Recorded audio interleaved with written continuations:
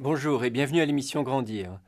Aujourd'hui, je vais vous parler du langage du tout petit et comment le booster.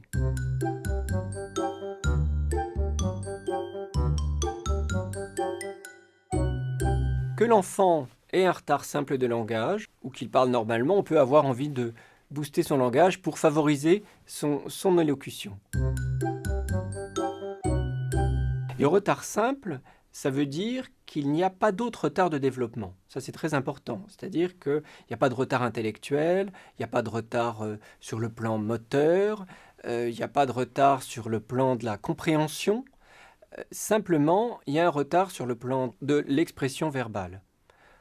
Il arrive que l'enfant simplement ne voit pas l'intérêt de parler parce qu'il arrive à se faire comprendre. En général, l'enfant développe son langage progressivement et il ne faut pas se reposer sur l'idée qu'il parlera bien un jour pour ne pas s'en préoccuper et ne pas chercher à stimuler tout de même son langage. Même dans le ventre de sa mère, on peut commencer à s'adresser à lui. Quand la mère parle, eh bien, l'enfant ressent des vibrations, hein. Et puis quand le père parle avec sa voix grave, parce que la voix grave traverse mieux les membranes, eh bien, il entend des voix et il est possible qu'il les reconnaisse plus tard, que ces voix lui soient un peu familières. Et puis, bien sûr, quand il est né, lui, il va chercher à communiquer par le regard et puis il va commencer à babiller, à gazouiller. Il va chercher une interaction.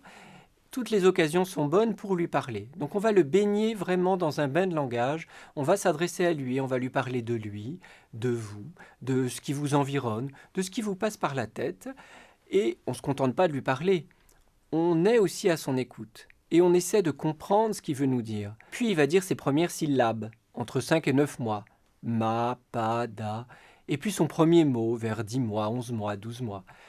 Au bout d'un an et demi, il connaîtra une quinzaine de mots. À 2 ans, une cinquantaine de mots. À 3 ans, il saura dire je. À 4 ans, il fera des phrases avec 5 ou 6 mots. Donc son langage va se développer progressivement, mais nous, en permanence, on va l'accompagner, on va le cultiver, on va le booster. La première, bien sûr, ce serait de ne pas lui parler. La deuxième, ce serait de le laisser trop longtemps devant l'écran, solitaire, l'écran de télévision ou l'écran d'un jeu vidéo. Une autre erreur, ce serait finalement de trop devancer ses pensées. L'autre erreur, ce serait d'être trop rigide sur l'apprentissage du langage, de lui mettre trop de pression, d'exiger que trop précocement, il prononce bien les choses. Si l'enfant prononce mal un mot, on va évidemment pas le disputer, on va pas le reprendre tout de suite et lui demander de répéter jusqu'à ce qu'il le prononce bien. La tétine est un bouche-parole. Plus l'enfant a la tétine dans sa bouche, moins il pourra parler spontanément. Donc on réserve la tétine pour les moments de repos. D'ailleurs, je vous parle dans une prochaine émission de comment vous débarrasser de la tétine. C'est de reprendre, toujours dans une phrase, ce qu'il peut vouloir dire, en appuyant bien sur le mot mal prononcé, mais sans lui demander de répéter. Et puis quand l'enfant dit des choses qu'on ne comprend pas bien, à nouveau, on émet des hypothèses en disant peut-être que tu veux dire ça? Est-ce que tu veux dire plutôt ceci? Est-ce que tu veux dire plutôt cela? Plutôt que vous contenter de lui dire je ne comprends pas qu'est-ce que tu veux dire et de le laisser seul avec ses difficultés. Le chant, ça peut être aussi une méthode pour les enfants un petit peu inhibés qui ont du mal à s'exprimer parce que sur le plan affectif, ils ont un peu de mal à dire leurs émotions. Le chant peut apparaître plus facile.